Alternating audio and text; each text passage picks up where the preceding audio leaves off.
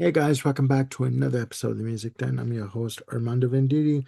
Hoping you guys having a great day and above all else that you're indeed looking after yourselves and one another. Ladies and gentlemen, before I get into the topic of another fantastic episode, I want to welcome back to the channel the old curmudgeon, Ken Cheshire. How's it going, Ken? Doing well, Armando. Good to be back with you. Good that you're back. Ladies and gentlemen, we are continuing our look at on band spotlight. Sorry, it's been one of those days.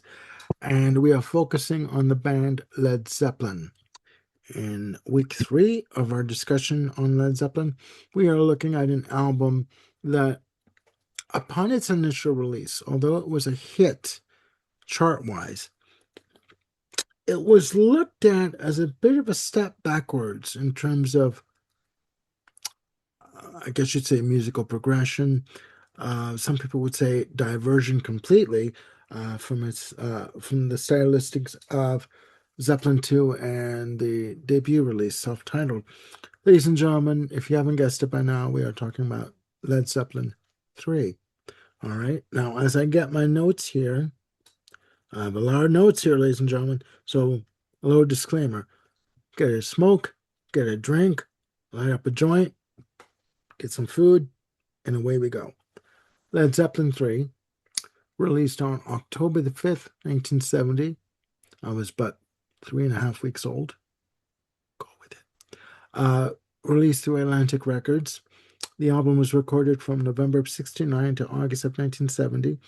And the album, again, was produced in house by Jimmy Page, who produced all of the Zeppelin releases. Upon release, Zeppelin III reached number one in the US, in Canada, and in the UK, with a massive playing time of 43 minutes and 4 seconds. Now, as I said, this album is looked at as a bit of a step back in that it was a bit of a, again, diversion from what people were expecting from Zeppelin. You have a lot more folk influences on this album, blues, but again, the acoustic element is quite prominent on the album. Now, I have some notes here from the recording sessions, and in my notes I have here, according to the great Encyclopedia in the Sky, three of the songs on Zeppelin 3 were written by Page and Plant while holidaying in Bronnier Cottage. The majority of the album's songs were recorded with Page's 1962 Harmony Sovereign H1260 acoustic guitar, as you see on the screen. The Immigrant Song, the lead-off track, beautiful track, was written about the Viking invasions of England and inspired by a short trip of Iceland in June of 1970. It was released as a single in the US and became a top 20 hit. The closing track, Hats Off, Hats Off to Roy Harper, was based on a Buka White blues song called Shake 'Em On Down, and named as a tribute to the friend of the band, Roy Harper. And it features Plant's vocals being done through a vibrato amplifier. Okay. Now there was one single release from Zeppelin 3 because, as the band loved to release singles, and that was again the Immigrant Song, back with "Hey Hey, What Can I Do." Um, there's a bunch of other information to go through, and we'll get to that. But before I get into that, Ken, what is your experience with Led Zeppelin 3? Okay. I mentioned on the previous video, my first Led Zeppelin album was Physical Graffiti. Um, that was about the time when, at that time, even Led Zeppelin 4 was still getting, a lot of AOR radio play. Uh, I love Physical Graffiti, and so I went back and visited, you know, the earlier albums. I got that. Eventually, I got the first box set. I bought their entire catalog, I think, three times now, including the 2014 remasters, Hmm. um, and which I quite like. So it was. I I came to it after it was released, as I said, but it still to this day, for what it was criticized for that you mentioned, is one of the reasons that I like it so much. I get that. Um, the acoustic work on this album, I think, is fantastic. And as a guitar player, I find a lot of this stuff. Uh, Generally, this is a generalization, all you guitarists out there, that Yes. it's more difficult often to play clean acoustic than it is effect driven electric because the pedals and the distortion, everything covers a myriad of sloppiness and mistakes. It's a generalization, uh, but I just, like I say, as a guitarist, I think that what he's doing on a lot of the acoustic work here, considering the end result was so good that is particularly difficult to pull off to this level. So this album has four of my favorite Led Zeppelin songs of all time. So yeah, it's kind of a mean feat there. So yeah, came to it late, but definitely loving it. How about you, Armando? Well, it was a rainy day. No, I'm kidding. Actually, it was a rainy It was day. a dark and Um, stormy night. Yeah. exactly. No, it was a rainy day. It was a Saturday, actually. My brother-in-law, Mario, took me downtown to go buy records. It was a last minute thing. We were going to spend the afternoon together. So um, I'll tell this story. My idiot brother came with us. And we would go into the record store, and every time I'd go, do you remember back in the days, ladies and gentlemen, when they had vinyl records on the rack, on the front rack, when you walk into a store? And I would reach to go pick up an album off the rack, and my brother would tell me, "Don't touch it because you'll break the album." And it got to the point, a little side note, it got to the point where my brother-in-law said, if he wants to touch an album to look at it, let him. If he breaks it, I'll pay for it. Back off. End of story. Anyway, um, my brother was an idiot. Still is. Anyway, back to the original schedule program.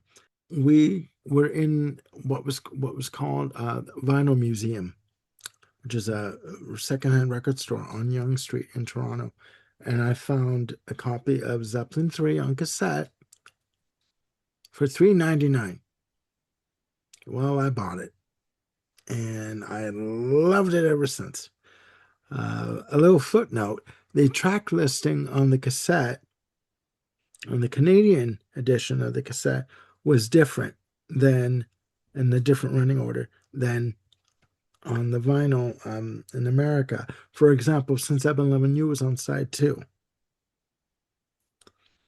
and Friends was on side one, so they had a completely different running order.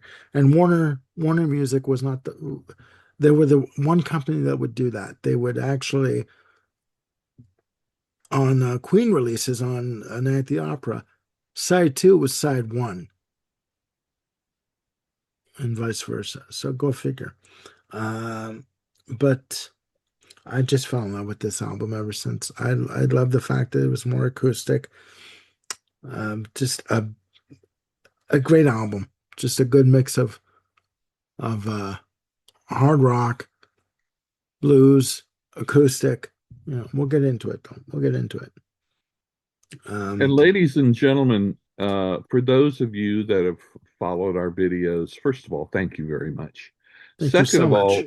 those that have um, are very familiar with the fact that if not for Armando's brother-in-law, he would be making probably potty,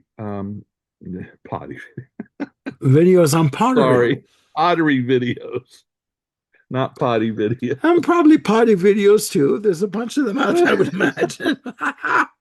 That's what Isn't? editing is for, ladies and gentlemen. Oh But no, anyway, This shit is going in. I'm telling you. Here, ladies and gentlemen, there is no script. Gone. Okay. Um, yeah, no, Yeah, my brother-in-law was a big influence on me music-wise. yeah. He listened to music. So yeah. Yeah. And that is an incredible blessing because when it came to music, I didn't have any family member that helped point me in a direction. For me, my whole life has been seeking it out on my own. Um, but Well, God has been good, and I've found a lot of really great stuff. So good well, for you, Armando. just a little side note. That was his way of exposing me to life outside of my cul-de-sac where I lived. Mhm. He wanted me to see that there was more out there than Good, the local mall, which was Yorkdale Mall, good. which was like 10 minutes away from the house. Yeah, But he introduced me to a bunch of musical yeah. influences: Springsteen, Zeppelin, Queen, Pink Floyd, the Rolling Sharing the Stones, joy. Yep. the Beatles. But yeah, there's more information to come directly related to the show, ladies and gentlemen. We have unreleased material that was recorded for the album. According to Jimmy Page, there were 16 tracks that they had to choose from to put on Zeppelin 3. They chose 10. Six other songs were re recorded during the Zeppelin 3 sessions and were used later for other releases. Songs like Poor Tom was released later on Coda. The song Bronny R was included on Physical Graffiti. Hey, Hey, What Can I Do was released initially as the B side to Immigrant Song. Uh, and on the 1972 sampler album that came out, which was called The New Age of Atlantic, later appearing on the 1990 uh, box, sorry, on the 1990 box set and on the 19 the Coda Deluxe Edition that was released in 2015, along with Saint Tristan's Sword and both uh, Jennings Forum Blues and Keys to the Highway, backed with Trouble in Mind, later appearing on the 2014 edition of the album. Again, no more script. Okay? Out the frickin' window. We've got 10 songs here to talk about. Starts off with Immigrant Song. Your view of this piece, short and to the point. Short and very to the point. Exactly. Actually, for a long time, this isn't one of my favorite Led Zeppelin songs. However, that has changed over time. Um, I think because I think my initial thoughts was, well, this is pretty simplistic, and it kind of is, um, until I really started paying some really close attention to it. Um, it's easy. I mean, the riff, it's riff driven, obviously, as a lot of Led Zeppelin songs are. Um, and it's a very simple riff. However, um, the thunder in which that it's presented is unbelievable. And of Yeah. course, Plant's iconic wail, for want of a better term. Hmm. Yeah, it's just unbelievable. And um, the thing about it is you've got that octave, dum dum dum bum ba dum bum ba dum. You think about, oh well, that's a simple bass line. It's not. However, when you get Hmm. to the end of each of the verses, it's got a fast, I It think it's speeds up. 16th note ascension. It's like, holy cow. Because that's not easy to play. No. Um, so is one of those songs that is deceptively simple. But man, yeah, less than 2 minutes long. I mean, less than 3 minutes long. Ugh. And as far as opening an album with this, yeah, there should have been no question that this was the opener. And it starts off with the live counting, like one, two, three, four. Yeah. boom, and then it kicks in, and it Mhm. has that repetitive guitar Mhm. sequence that comes in, Mhm. and then you again you hear that howling. I'm not going to do that because I'm going to hurt myself if I do. But yeah, it's iconic, and just the vocal delivery from Robert Plant, and those bass notes, those ascending bass notes that come in, the 1/16 notes that you Yeah. talk about. Yeah. It's tricky, and I have um, I have a live copy of Queen doing this song in Mm. concert, uh, with Roger Taylor doing the Mhm. howling and Mhm. the intro into the Mhm. verses. Mhm. Just Wow. very off the cuff. But yeah, it's a great intro. It Uh, and then you have Friends, 3 minutes and 55 seconds. You know, your take? Here's the first time, if I'm not mistaken, that you start hearing the influence of Eastern music Yeah. coming in here. It's very captivating to the ear. The multi-track vocals are very distinct because there's enough difference in each of the tracks to really give it more width and depth. A lot of times multi-track vocals just kind of sound like it's just one track that's just turned up a little bit more. Yeah. But the tracks aren't perfectly exactly the same, Hmm. so it gives it a really broader, wonderful feel. and and there's a gradual mix. Uh, you've you've heard me talk a lot about differences in volume or tempos or stuff like that. You've got Immigrant Song, which establishes what the song is and stays the same until it stops.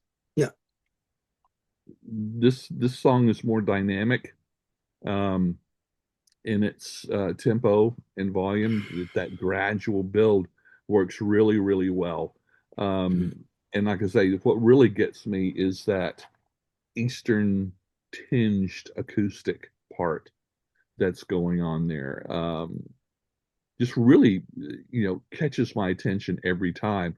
And we'll Hmm. see them do a lot more of that. And especially after the band called it quits, Page and Plant did a live session where they used an Indian orchestra. And it's a wonderful video and an album I because have you it. really do get into the Indian influence, music influence with those instruments, and it works Yeah. so well. It Yeah. really It's does. called No Quarter, Yeah, the video and the album. I have it. Big yeah. surprise. But yeah. Well, um, it's I'm amazed at how many people don't know about it. Unless it's true. someone is a true Led Zeppelin fan. And I think it was what in the late '80s, I think, early Nine, '90s, maybe. 1994. Oh, that late. Okay. But still, like I said, if you see that, it might be on YouTube. I don't know. Yep. But it's definitely worth it because you get all these things. Hmm. Anyway, I digress. But yeah, No, it's true. that's my take on Friends. It's a wonderful track. Yeah, and I think I failed to mention this too. To me, obviously being released on October the 5th, uh, when I think about the music and that just the overall, I guess you call it sonic palette of the Mhm. album, it, it has a feeling of a fall winter album.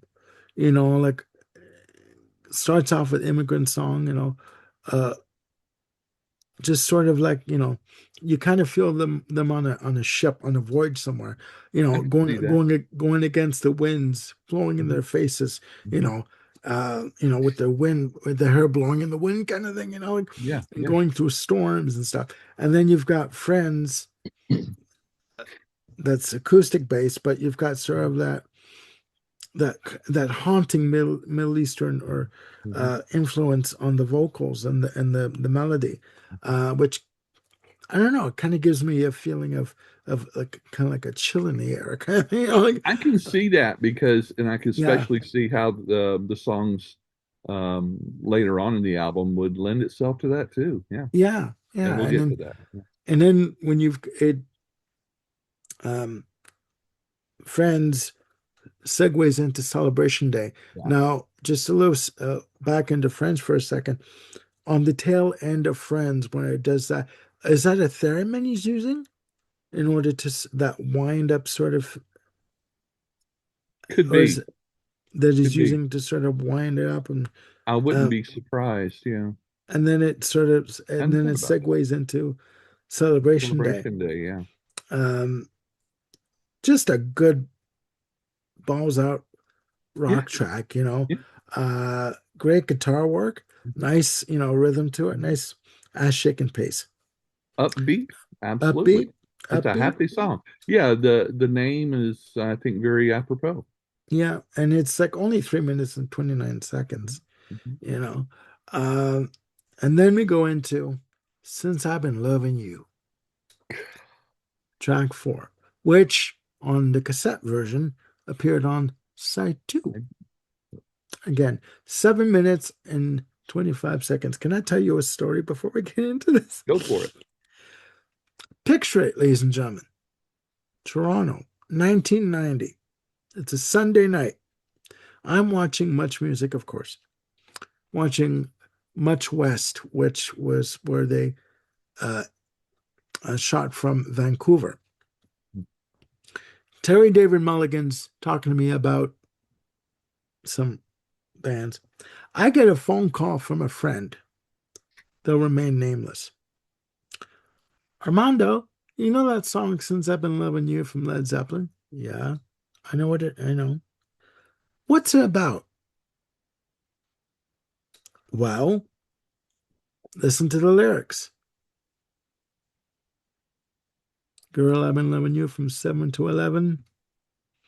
Been working so hard. He's basically saying, he works night and day for the woman he loves, and he ain't getting anything back from it. And he don't think it's right. And he's about to lose his worried mind. So what do you think it's about? They couldn't tell me. I had to tell them. Anyway, for me, anyway, that was my story. I'll shut up. No more script. Like I said, what is your view on the song? This is one of my favorite Led Zeppelin songs of all time. I agree. It's for me, it's the emotional centerpiece of this album. Yeah. Um, you got that slow, I would say smoldering blues in C minor, Hmm. which is an interesting key. But anyway, um, the guitar work on this is, um, you can feel the emotion in the guitar. What is reflected in the lyrics, you can hear in those guitar lines. The solo in this is just mesmerizing. Um, at 7 minutes and 25 seconds, you just never want it to be over. Hmm. Um, I love, and here again, we've said this before, John Paul Jones does not get enough credit. But then, you know, when you're in a band with those other three guys, jeez, come on. Yeah. The only other band I know that is just so perfectly matched at the time was The Who. There was everyone was in this band was worthy of acknowledgement. And but his organ, John Paul Jones's organ work Yeah. just adds this depth to it. Hmm. That's just unbelievable. Plant's vocals, we talked about it with the first two albums. He does not hold back. No. And But he starts out slow. sure, Oh And yeah, you, yeah. oh, Here again, you've got that building of dynamics. This is this song goes somewhere. It doesn't just land and just sit there like a toad on a log. yeah, Um, they take it, but the vocals are raw and powerful. You can hear the pain, oh, and there yeah. again, the pain in the vocals, the pain in the guitar. It's just all out. Um, Bonham's drumming is not flashy, but holy cow, does Hmm. does does it underline and anchor this song so incredibly? This just goes show you don't have to be a Neil Peart, and play 20 drums in 15 cymbals to make a statement. And that's one thing that I love about Bonham. He wasn't just about power. His technique was incredible, but very easy to overlook because it's that um, um, it seems simplistic, but it's really not. Can I ask you a Um, question? yeah, What do you think of Ginger Baker's take on John Bonham that you couldn't hit the barn with a pile of shit? I'd consider the source. I know, I know. I don't get me wrong. I love Ginger Baker's drumming, but he came from a jazz background, Hmm. which served, especially Cream, his work with Cream, because I say that because that's his work that I'm most familiar with. Served the band very, very well. I mean, yeah, I can talk about his drumming on Cream songs all day. But yeah, Yeah. it's God, did Ginger say anything good about anybody? Oh, I know, I know. A little side note, that documentary disturbed me. Uh, um, but yeah, no, I got you. I got you. Yeah, But one of the great, and I think one of the things that makes Since I've Been Loving You so good, it's recorded mostly live in the studio. There's not a whole lot of overdubbing on this, like a lot of the other songs. yeah. So this captured the strength very well of what they could do on stage. And just the fact that they could do it in the studio without lacking anything because of minimal overdubs is just mind blowing.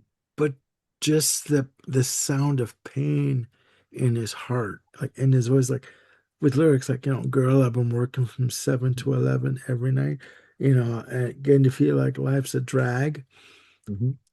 I know, you know, it's ain't right kind of thing. And it's like, since I've been loving you, I'm about to lose my worried mind. He starts off very calm, Yeah. and then it just builds and builds and builds in intensity to the point where he's just screaming. All my tears, they fell like rain. It's like, oh, right in the heart. I can see. It's one of those songs that if someone listening to it, if they didn't know English and didn't know what the lyrics were saying, they'd get a pretty good darn idea of the emotion of the song. Yeah, yeah. And I still say, for me, you can correct me if I'm wrong, but the definitive live version of this appears on The Song Remains the Same soundtrack from the concert film. That, to me, that is the definitive version. I think you're right. I may be wrong, and I'm no one going to be corrected, but yeah, it's like, it's a chef's kiss. That's It's a legit. Yeah. standout. Yeah, Yeah. it's legit. Yeah. Side one ends off with Out on the Tiles, 4 minutes and 4 seconds.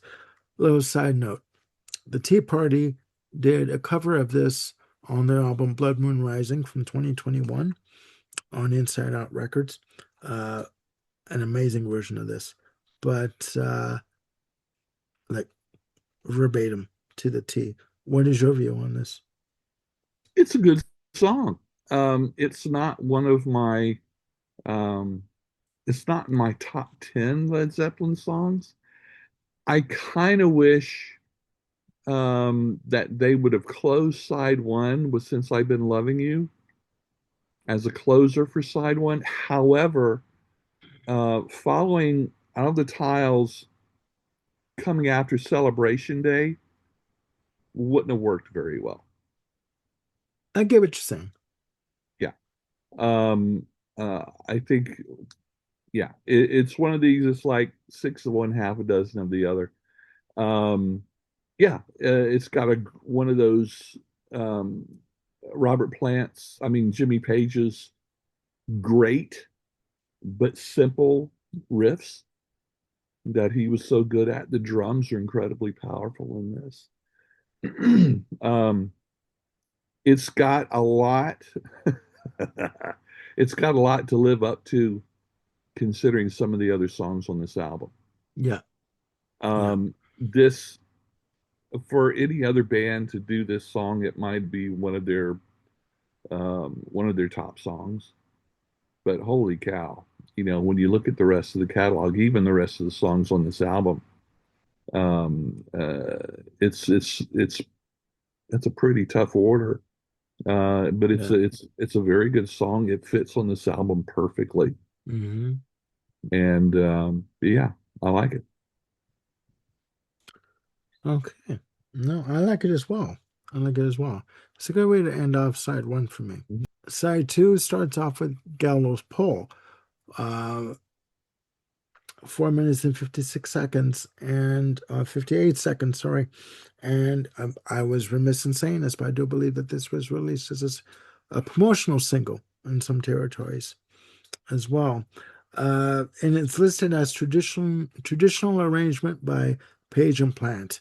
I have no idea who did the original, um, but I've always loved this song, and I'll get into that. What is your opinion of this track?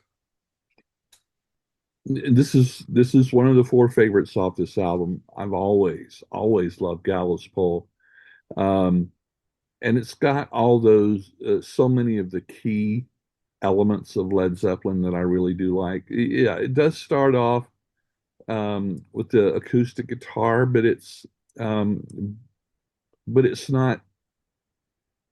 It's the way that Jimmy Page could play rhythm guitar, yet somehow there's still a riff in there, you know. And, Hmm. and and that riff kind of, and maybe I shouldn't even be calling it a riff. Maybe it's just a pattern, but uh, A patterned riff. vacillating between major and minor. Hmm. Um, makes it for me makes it very hypnotic. I think the traditional folk song, I think it was the Maid Freed from the Gallows, I think. I Okay. keep needing to look it up and see if I can, listen to the original, but yeah, it's just a supposedly it's just a reworking of that theme. Okay. Um, yeah, and that opening guitar work, it's very sparse, and but here again, it starts off very sparse, and then it builds into this fury, for want of a better term, with with the drums and the electric guitar layers and whatever. I love the work of mandolin and banjo on this. Yep. Um, Yeah. it, and especially when the banjo part comes in, Bonham is um, is playing on the off of two and three, which is a very odd on the snare, which is very odd. Um, Um, and Type it's and signature. Yeah. for a song with kind of a dark theme, of desperation and the hanging gallows or whatever. It Hmm. sure is something you can do a two-step to for sure, Oh, I know. as No. we do in the South. Oh, but Oh, I yeah, know. this is I this know. is just it's an eargasm for sure for me. Definitely. What I like about it is it's the gradual build. Like it starts with Oh the yeah. acoustic guitars, and I'm not even talking about the vocals. The vocals are just sublime because it's a very Yeah. gradual build on the vocals. Hmm. But the instrumentation starts off with the acoustic guitar, and then each mandolin comes in, and then you hear the bass. You know those. Yep. I guess you call it walking bass notes. Boom, boom, Yep. boom, boom, boom, boom. Just very gradual. And then the drums kick in, boom, Yep. and then the banjo kicks in. Sorry, Yep. mandolin banjo, the stringed instrument, okay, it kicks in, and it's just like it just, and then at the end it explodes. It's just like Yeah. all hell breaks loose Hmm. instrumentally, and even on the outro on the fade out, Hmm. the ad libs, Yeah. swing, seesaw, all that. It's just like, yeah, he's going to town on the ad lib vocals. And Yeah. it's just, this is perfect air microphone when you Hmm. want to just lip sync. It is Hmm. with the headset on. People Hmm. may think you're having a fit, but you don't give a shit because you're just having fun. you know, Yeah. I think it's great. I think it's It great. really is. I think it's great. And then we come to Tangerine. And by the way, on the cassette, the uh, on the cassette version in Canada, that's the way it came next after Gallows Hmm. Pole. But we'll stick with this. Tangerine, 3 minutes and 12 seconds. Your view? Yeah. Tangerine is the third of my favorite tracks off this. It starts off with it's a very gentle melodic acoustic ballad, for want of a better term. Yeah. Um, uh, Jimmy Page with a pedal steel guitar. And by the way, there's a rumor out there that Yeah. he learned how to play slide guitar and pedal steel from Jerry Garcia. Okay. From other things I've read, that's not true. He just wanted to be able to do it. So guess what? He learned how to do it. Hmm. Um, and on the first two albums when he used it, sometimes the intonation wasn't quite perfect. Um, because man, playing slide guitar is not easy, or at least playing it well Yeah. Yeah. is not easy to do. And but to me, that just added to the magic. But anyway, I just like the way that he uses that element in this song and the other times he does. Um, Theme wise, here we got another lyrics reflecting lost love. Yeah. This is also, very folky. And this is kind of focuses on one of the things that I like about this album. It's not Robert Plant always screaming, No. as some people call it, screaming. Yeah. It shows what he can do down in the regular range, how melodic, Yeah. that he would do. Um, this song goes back to the Yardbirds days, where they originally had started sketching it out. But they reworked it for this album and to great success. Um, it's um, it's one of the most introspective songs of the album, thematically for sure. Hmm. Um, it's showing the British love for you know folk style, country style, whatever you want to call it. Um, it's lovingly atmospheric, and Hmm. it's a great breather, for want of a better term. Just kind of the way that since I've been loving you was kind of a break in what was going on in side one. Yeah. But it's just a incredibly again, for the ears, it's just a feast. Yeah. Yeah. Um, and one of their fruit songs. Yeah, the fruit songs. Okay, okay. Because there Uh, are more in their catalog, so there you go. there you go. There you go. Um, Up next we have "That's the Way." 5 minutes and 38 seconds. This, for me, as much as Since I've Been Loving You is a centerpiece for side one, this is a centerpiece for side two. Acoustic driven, again, 5 minutes and 38 seconds. Sublime. Um, Jimmy Page had said that this was written in somewhat of a C tuning. He says it really isn't. He was just fiddling around with tunings, and he came up with this tuning, and he liked it, and he just started playing these chords, and Robert Plant was just ad-libbing lyrics on top, and he liked what he was saying, and he kept it. And I'll take the lead on this. This is, just some of the most beautiful lyrics I've ever heard from the band.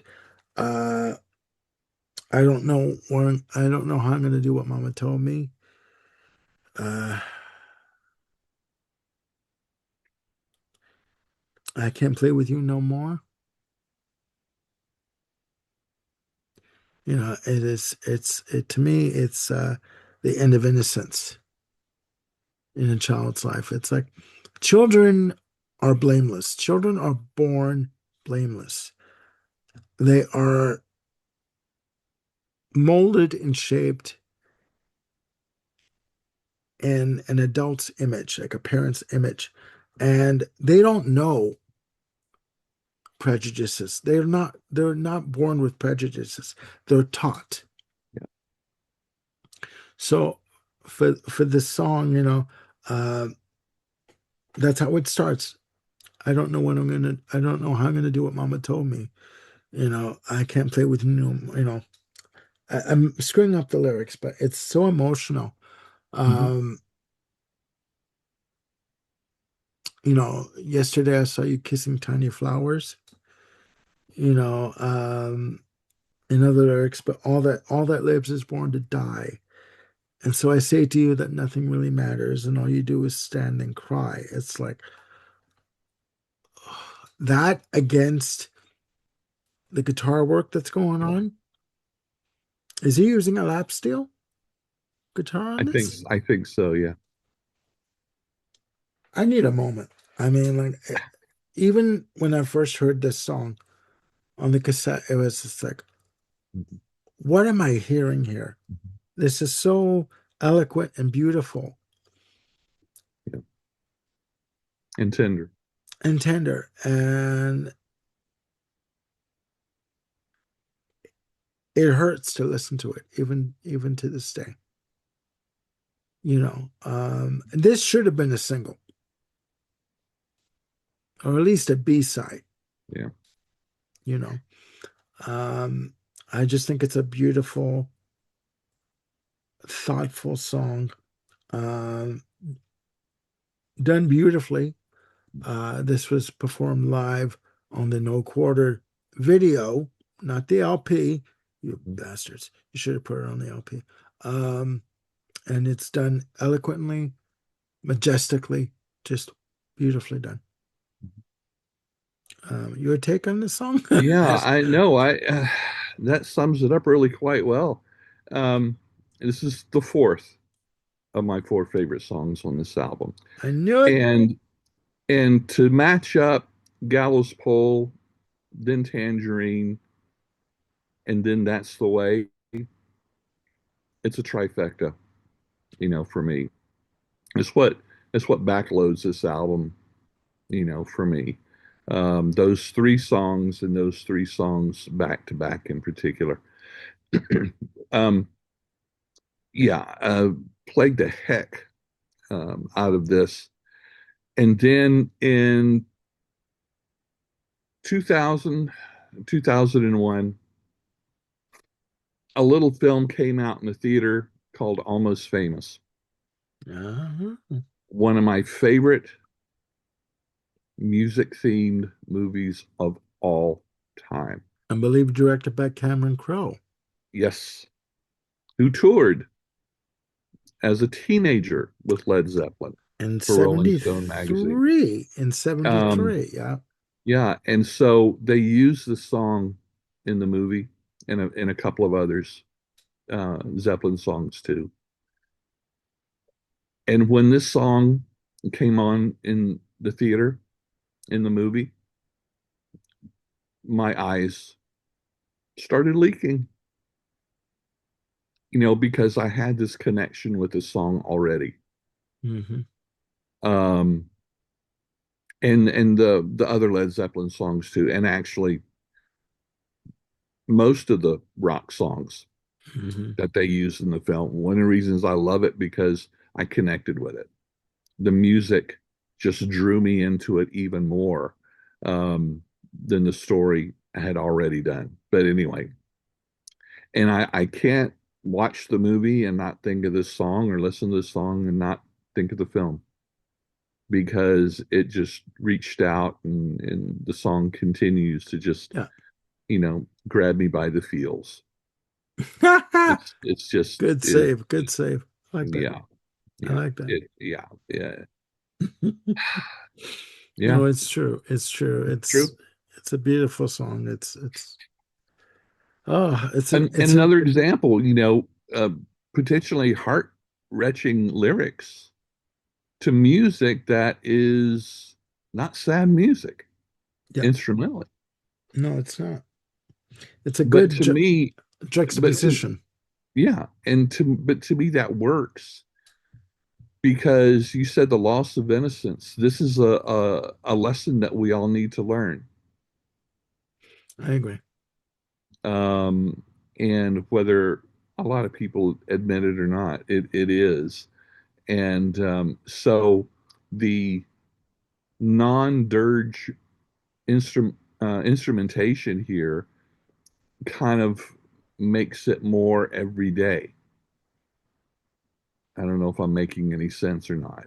Yeah. Um, but it's just okay, this is a part of life. Here we go. Yeah. You're experiencing it now. You're going to experience it many more times before you die. Exactly. So Exactly. let's accept it and learn to deal with it because it's going to happen That's exactly it. because life Mm. happens. But anyway, Okay. now we Uh, stomp. Now we Bronny R Stomp, which was track two on side one of the Canadian cassette I had after Immigrant Song. 4 minutes and 20 seconds. Your thoughts? British Chug Band. My, oh my, lordy lord. Okay, there we go. Uh, Yeah, it's just um, tap your foot on two and four, clap on yeah, one and three. Yeah, it's just it almost doesn't need any lyrics. yeah, It's just it's a romp. Um, they wrote in the cottage that it's named after. Plant's harmonica is great. Jones playing an upright bass here, which is, as players know, does not have frets.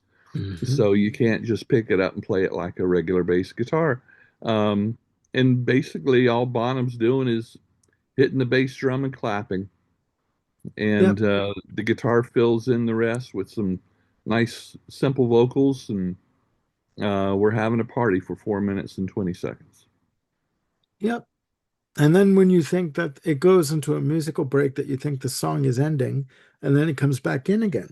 Yes, And it just continues. It's just a really feel good song, it is. folk tinged, obviously, Mhm. Mhm. and the double hand claps that Yes, come in at certain sections, kind of the claps hold the track together. yes. They Oh, yeah. they underpin it, Mhm. right? Uh, Mhm. it's just a really feel good song. There's really not much to go on with this track, No, but No, it's good. It's good. There is not one song so far on this album that I would skip. Mm-mm. You know, as you know, when I first listened to the cassette, okay, Immigrant Song I liked, Friends I liked, Celebration was okay. Since I've been loving you, I wasn't really into the blues part, but Mhm. the older you get, your tastes change and your appreciation Yeah, matures and changes. Um, Final song in the album. Hats off to Roy Harper. that's all. Yes, yes, Gilligan did that. Okay. Um, Traditionally arranged by Charles Obscure, which is a joke that the band had going on. And the fact that they put his vocal through a vibrato amplifier, which gave it that sort of Yeah, shimmering quality. Uh, to be honest with you, it's a very unique track. The intro that comes in, yeah. that kind of slides in, like the Hmm. ascending that comes in. It's very odd and very sort of, Oh, it is. oh yeah, um, and I really have to even strain my ears to understand what he's singing because Yeah, of the vibrato effect on the amp. yeah, yeah. Um, yeah. This one took me a while to warm up to back in the day. Okay. It was so different. Um, Elementally, it's got all the pieces there. It's got all the elements, but they just kind of, took some of those quirkiness and dialed it up to 11. Hmm. So, but yeah, it took me a little while. It was a little bit different, more different. Jeez, more. It was different. This is based on an old blues song called "Shake 'Em On Down." Check them on that. Um, there again, I've never looked up that song to compare it, and Yeah. shame on me. Yeah. It's in many ways, it's very raw, musically, heavy slide guitar. Yeah, here you go. You have the slide guitar and everything. Like I've said before, and I'll say it many times again if pushed. It's not easy to do well, No, it's not. and he's doing it all over the place here. The distorted vocals, um, yeah, it is tricky to parse the lyrics a lot of times, but it sure does add to the overall soundscape of the song. And it's unusual, I think, to have an up tempo blues. Yeah. Blues are usually are slow or slower. Yeah. But man, they More sure do it mid-tempo. here. Yeah. Yeah. Um, yeah, the production is wild. It's somewhat lo-fi orally, Yeah. but I think it's a good ending for the album. I really do, as a closing track. Maybe not in my top 10 Zeppelin songs, but I have to look at the albums as a whole and how the songs serve the album based on sequencing. But y'all know me, I'm a stickler for opening and closing tracks and how they Well, work together or don't. to me, it kind of leaves the album. It kind of leaves it open-ended as to what's going to happen next, right? In True, terms musically, right? true, Um, true. because I mean, at this point, they were three albums in. They were popular as all get out. You Mhm. knew that they were coming back with another album. They were on Sure. fire. So who knew what was going to happen next musically, right? Um, and then a little side note, there's that little false start at the beginning of Black Dog, you Yeah. know, Hmm. and then so Hmm. yeah, this is a perfect album closer, Yeah. you know. But yeah, no, it's an interesting track. It stands out from the rest of the tracks on the album in terms of its arrangement, the use of the vibrato amplifier for the vocal treatment on it. Yeah, you didn't know what was going to happen next. So yeah, this was a perfect Yeah, way to end the album. yeah. Um, that's that really not much more I can add to that, you know. Hmm. All right, ladies and gentlemen, there you have it. A very unscripted episode of Band Spotlight featuring Led Zeppelin III. When we go off script, we throw the fucking script out the goddamn window. That's what we do. It's like it don't exist anymore. You know, it's gone. Okay, No mo, no mo.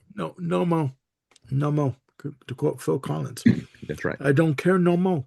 Uh, so, anyways, ladies and gentlemen, we thank you for tuning in. Please put your comments below on your memories of Led Zeppelin III, your favorite songs. Should there have been more than one single release from the album? Should have been a double album with 16 songs? Who knows, right? It's, and another question, would you have resequenced this album any differently? Or is it perfect the way it is? You know? And another bonus question. If you were to choose a second single, what would it be? Right? Just little fun here. Let us know your opinions. There are no right or wrong answers. Again, just opinions. And I want to thank Ken for joining me on this confusing and funny episode of Band Spotlight on Zeppelin 3. We will be back next week with, you guessed it, Zeppelin 4, right? We'll be back with that, or as people call it, Zofo or Zoso, whatever you want to call it, or Untitled, featuring the hits. Well, the entire album is a hit, but featuring Stairway to Heaven. We'll get into that. That's coming up next week. Again, thank you, Ken, for joining me on this You, Armando. hilarious episode. And we will be back with more episodes. Please click like and subscribe and hit the notification bell to keep yourselves on top of any new content we got coming up. And we are now on X. Please follow us on X. And we will be back with more episodes coming up. All right. Have a great day. Look after each other. Bye for now.